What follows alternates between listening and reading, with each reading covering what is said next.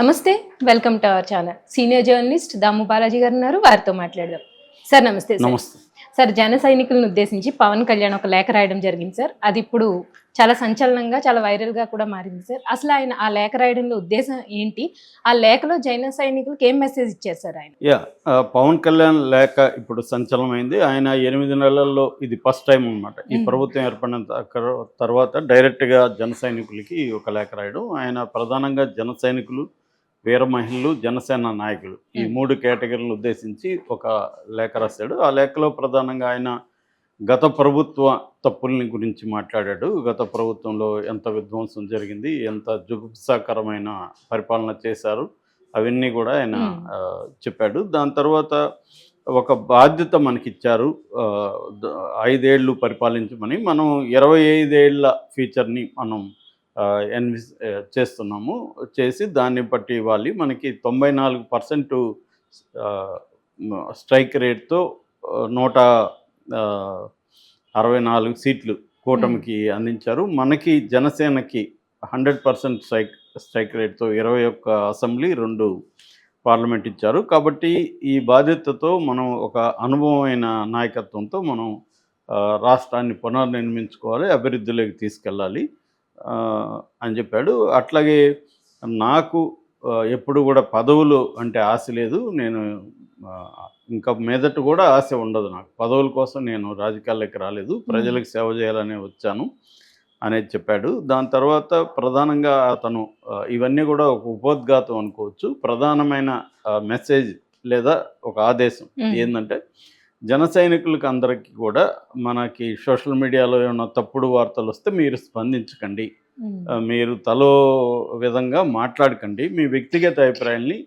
బయట పెట్టకండి అనే అంతర్గత విషయాల్ని, కూటమిలోని అంతర్గత విషయాల గురించి మీరు చర్చించకండి అనేది ప్రధానంగా ఆయన చెప్పదలుచుకున్నాడు. అట్లాగే లాస్ట్లో మార్చి 14 మన జనసేన ఆవిర్భావ దినోత్సవం వస్తుంది. దానికి సంబంధించి మనం ఆ రోజున మరింత కూలంకషంగా చర్చిద్దాం అనేది ఆయన పిలిపించాడు.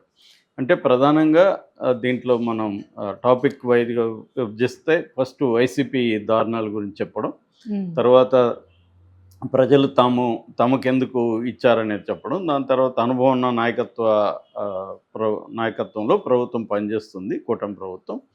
సో మనం ఎలా పునర్నిర్మించాలి రాష్ట్రాన్ని, అభివృద్ధి సంక్షేమం ఎలా తీసుకెళ్లాలనేది చెప్పడం, దాని తర్వాత తనకు వ్యక్తిగతంగా పదవులు లేవు, పదవుల కాంక్ష లేదని చెప్పడం, తర్వాత విషయాల మీద మీరు చర్చించకండి అనేది. ప్రధానంగా మనకి ఇవన్నీ ఏంటంటే, ఎప్పుడైనా కూడా మనకి కోర్ ఏంటి అనేది చూసినప్పుడు ఈ లెటర్లో నోరు మూసుకొని ఉండండి అనేది కోర్. ఒక సెంటెన్స్, జన సైనికులారా నోరు మూసుకోండి అని చెప్పినట్టుగా ఇది అర్థం ఉంది.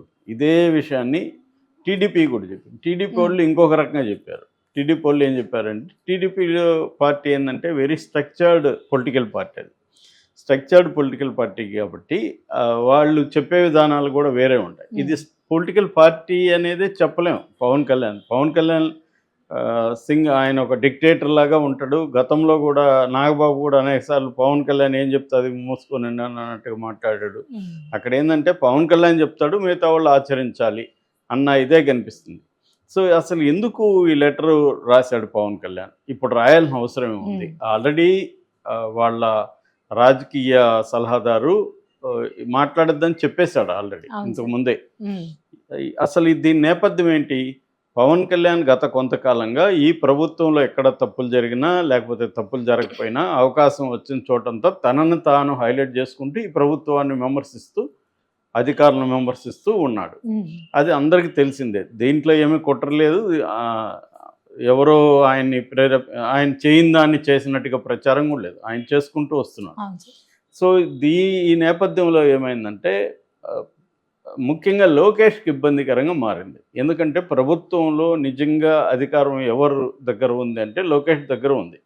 ఓన్లీ చంద్రబాబు ఏంటంటే అభివృద్ధికి సంబంధించో లేకపోతే పాలసీ డిసిషన్లకు సంబంధించో చూస్తున్నాడు తప్ప, రియల్గా వివిధ రాష్ట్ర స్థాయి అధికారుల్ని, వాళ్ళు ఐపీఎస్ కావచ్చు, ఐఏఎస్లు కావచ్చు, అధికారులు నియమించేది కానీ రాజకీయ పోస్టులు అంటే నామినేటెడ్ పోస్టులు ఫైనల్గా అథారిటీ కానీ లోకేష్ చేతిలో ఉంది. అట్లాగే day to day affairs of all ministries except Pavan Kalyan. Pavan Kalyan మంత్రిత్వ శాఖలకు తప్ప మిగతా అన్ని శాఖలకు సంబంధించి ఆయన నిర్ణయాలు తీసుకుంటున్నారు. అట్లాగే వనరులు ఎవరెవరు ఎక్కడెక్కడ ఎలా పంచుకోవాలి, ఎమ్మెల్యేలు వ్యవహారం దానంతా కూడా ఆయన కనుసన్నల్లోనే జరుగుతుంది అనేది మిగతా పార్టీ సిపిఐ సిపిఎం లాంటి వాళ్ళు కూడా చెప్తున్నారు. వాస్తవం కూడా అదే. నేను కూడా పర్సనల్గా చాలా కేసులను చూశాను. సో ఇప్పుడు ఏమవుతుందంటే ఈయన అటాక్ చేసేంత ఇండైరెక్ట్గా లోకేష్కే తగులుతుంది.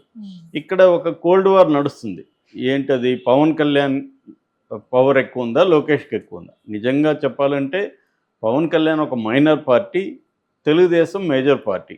పవన్ కళ్యాణ్ సపోర్ట్ లేకపోయినా తెలుగుదేశానికి డోకా ఏముండదు. వాళ్ళకి 134 సీట్లు అబ్సల్యూట్గా ఉన్నాయి.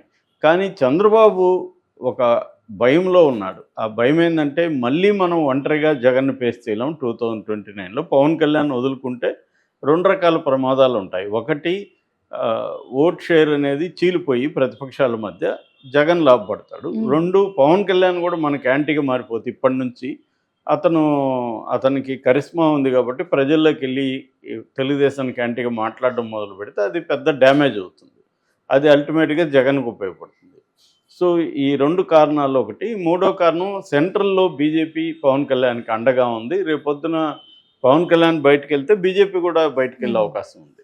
అంటే పవన్ ప్లస్ బీజేపీ కలిసి రాజకీయాలు చేసే అవకాశం ఉంది. అలా చేస్తే రేపొద్దున కేసుల వ్యవహారం కూడా ఇబ్బంది అవుతుంది. ఎందుకంటే మళ్ళీ కూడా సెంట్రల్లో బీజేపీ వచ్చే అవకాశం ఉంది 2029లో కూడా. ఇప్పుడు ఒకవేళ చంద్రబాబు అక్కడ నేషనల్ లెవెల్లో విరమించుకున్నా పెద్ద ఇబ్బంది కలగకపోవచ్చు మోడీకి. వేరే పద్ధతుల్లో మోడీ ప్రభుత్వం ఉంటుంది.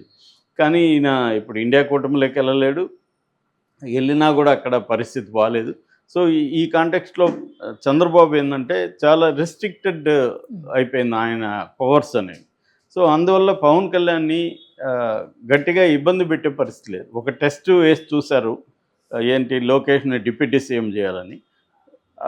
అది పనిచేయలేదు. చంద్రబాబు మీద తీవ్రమైన ఒత్తిడి వచ్చింది.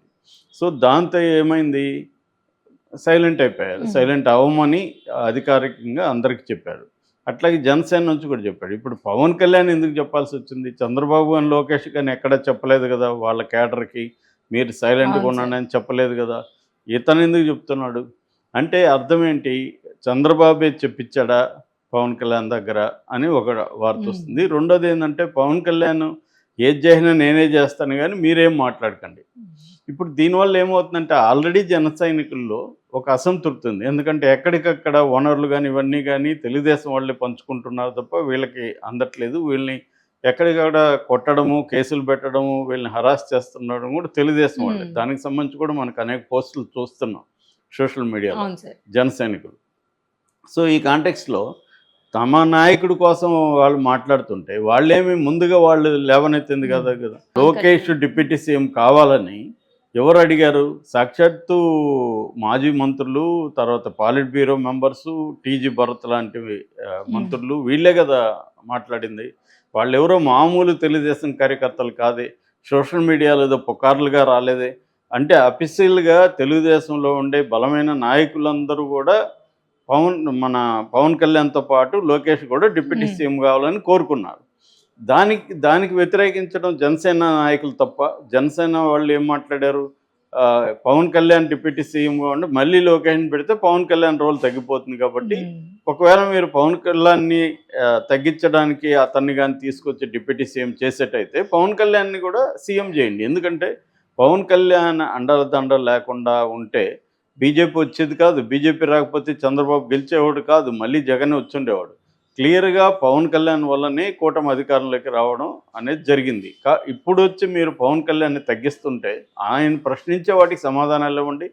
ఆయన ఎక్కడైనా తప్పులు జరిగితే ఎత్తి చూపిస్తున్నాడు. అది తప్పు ఎట్లా అవుతుంది అనేది వాళ్ళ వాదన.